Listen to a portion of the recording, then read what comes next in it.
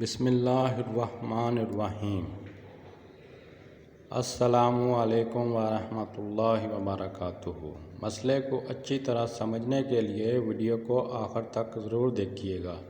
جس عورت کو طلاق مغلظہ یعنی 3 طلاقیں واقع ہو جائے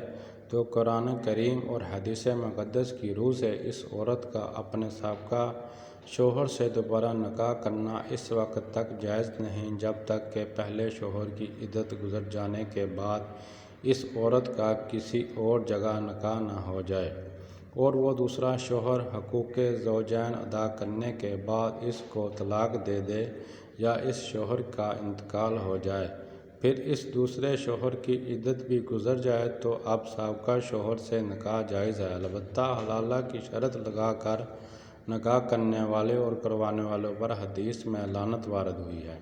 یعنی یہ شرط لگائی جائے کہ نکاح کرنے والا ایک رات گزارنے کے بعد یا 1-2 دن کے بعد طلاق دے دے گا،